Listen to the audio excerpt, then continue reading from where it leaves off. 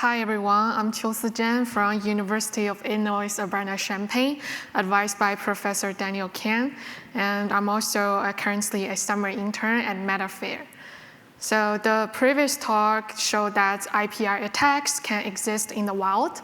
My talk asked the next question: how can we use benchmarks to systematically evaluate agent IPI? So I'll start with InjecAgent, which is a benchmark we released 2 years ago, and then I'll discuss how later benchmarks make different security risks observable.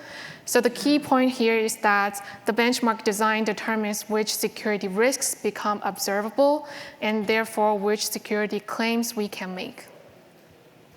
So let's start with the core security problem. A user gives a benign task to the agent.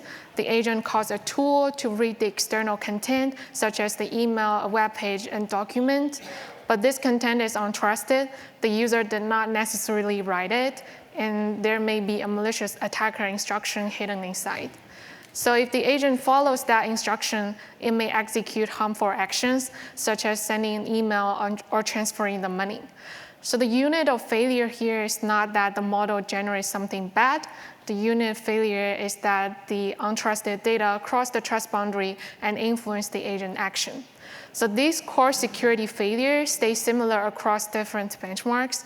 What changes in the benchmark is the context around the failure. So to make the comparison easier, I will use this 7 components framework to define a benchmark design. So first, we have the user goal, the benign task that the agent is supposed to complete. And then we have the attacker goal, which is the harmful behavior that the attacker wants to cause.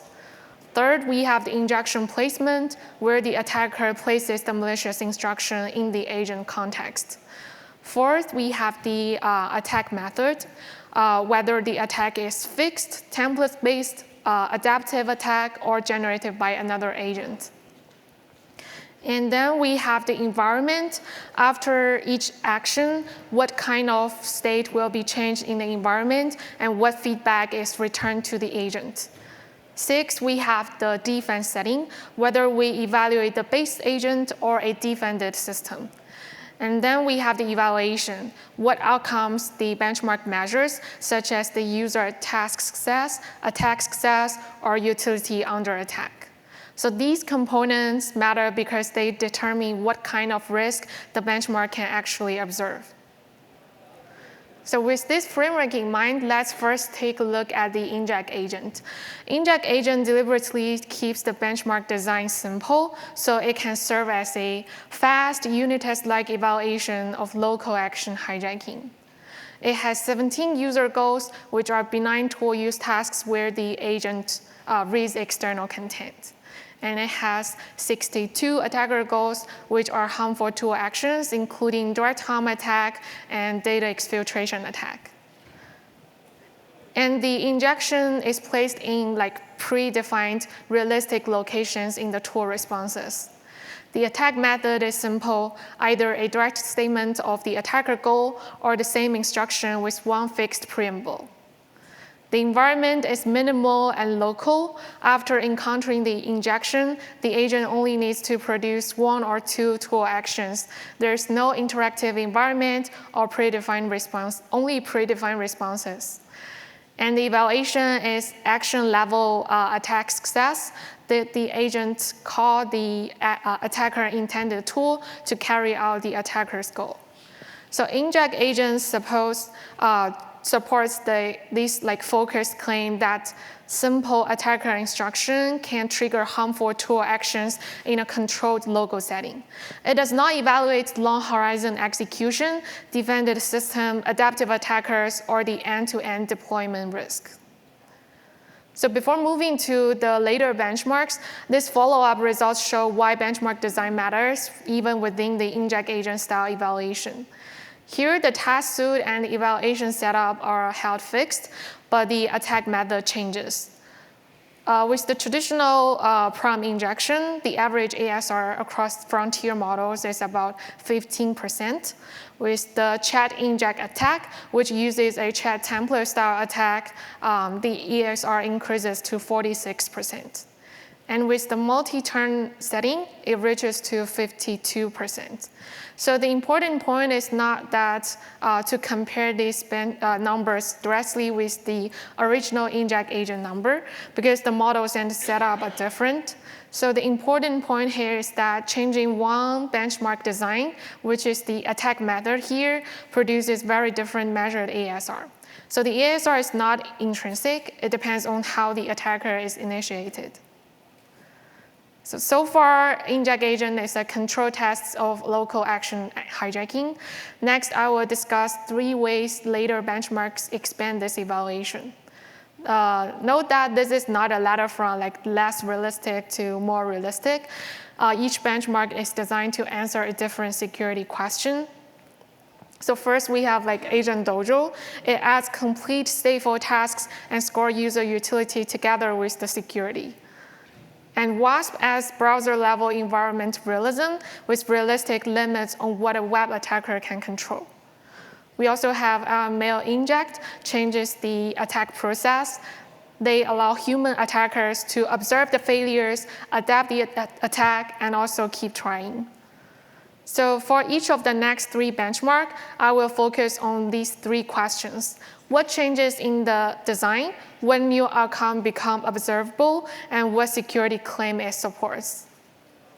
So the first benchmark is Agent Dojo. Compared with InjecAgent, it adds a dynamic stateful environment into the evaluation. The agent needs to complete realistic multi-step tasks. The benchmark evaluates both the security and utility, and it also tests different defenses. So Agent Dojo asks a broader security question that can agent remain useful and secure throughout a stateful task. It contains 97 user tasks and 629 test cases. One important result is that under the attack, models can lose 10 to 25 points of absolute utility. So this is the thing that action level ASR cannot capture. Even if the attacker goal is not complete, the injection can still disrupt the benign user task and reduce utility. So Agent Dojo makes the utility security trade-off observable, not only whether the attacker succeeds, but also whether the agent still works for the user. And the next benchmark is WASP. WASP adds this browser-level environment realism. The user tasks are web navigation tasks, and the injection is placed in web elements that a realistic adversarial user can control. So compared to structured tool use environments, WASP study a more realistic web interaction setting. The security question becomes, does the attack still work throughout realistic web interaction? WASP reports both the intermediate attack success and complete attacker goal completion. The gap here is large.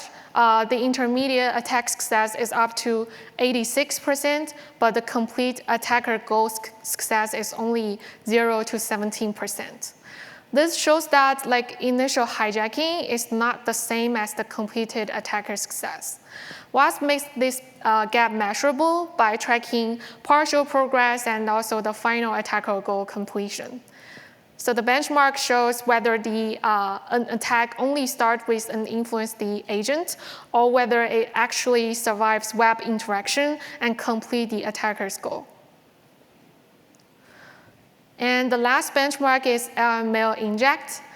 In the previous benchmark, the attacks are most fixed string attack or fixed templates. But in real setting, attackers can observe the failure, adapt the attack, and retry. So mail inject studies this in an email assistant setting. Human participants submit malicious emails, observe what works or fails, and adapt their attacks against different models and defense. So the new security question is, does a defense still hold when attackers can observe failures, adapt, and retry? The challenge collected more than 208,000 unique submissions from 839 participants. In the harder phase 2 attack, only 0.3% of the attempts succeeded. But this low percent, per attempt success rate does not mean the system is robust to adaptive attackers. There were still 306 successful phase 2 attacks, and some settings requires hundreds of attempts on average before the first success. So AML inject makes adaptive attacks search observable, whether attacks can eventually find a bypass through repeated attempts. So now let's summarize. Across these benchmarks, the core security failure stays the same, which is like untrusted content across a trust boundary and influence the agent's action.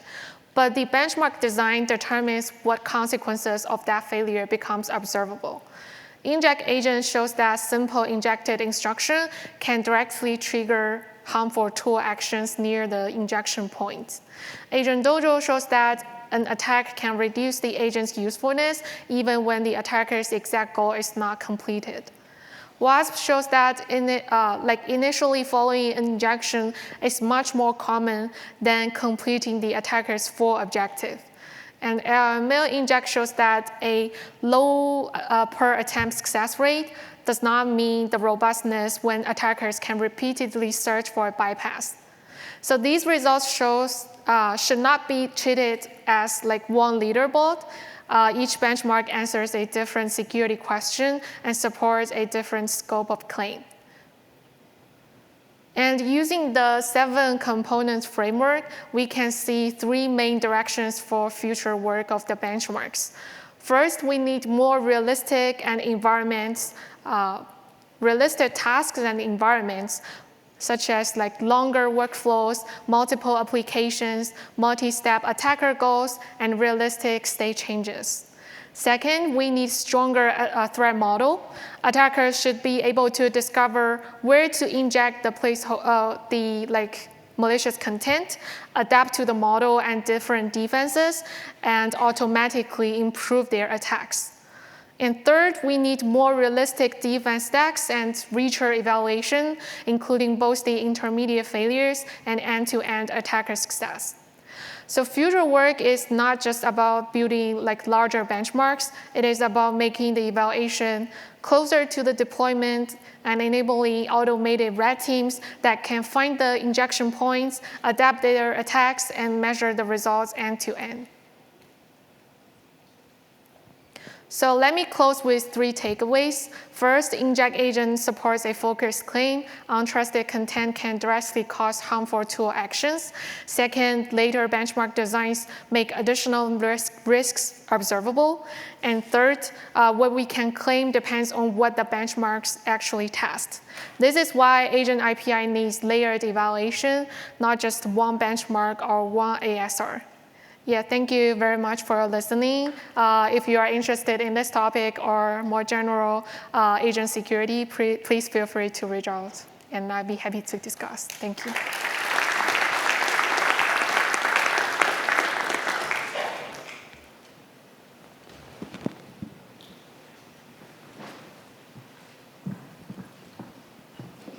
Just a quick question. Were there any surprises as a result of this research? Like, does anything, like this seems to me to be pretty great coverage of the topic, but like, did anything surprise you as a result of the evaluations? Just curious, thanks.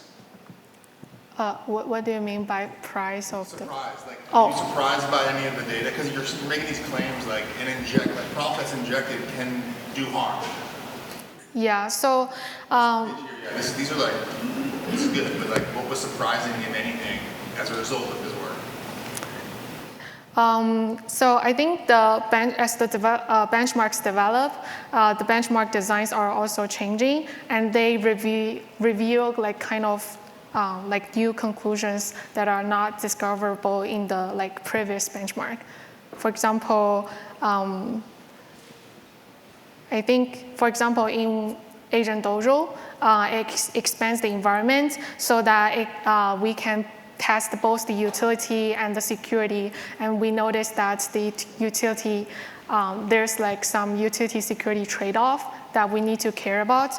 And in WASP, because it has a more realistic web environment, and the tasks are like multi-step realistic web navigation tasks. So sometimes the attacker may success like in the injection points, like it redirects the agent, but it cannot survive during the like long-term web navigation, like multi-step process. So I think each benchmark focus like on different points, and we just need to like keep evolving the benchmark and to test more realistic and adaptive setting. Okay, yeah, let's thank Qiusi for her great talk.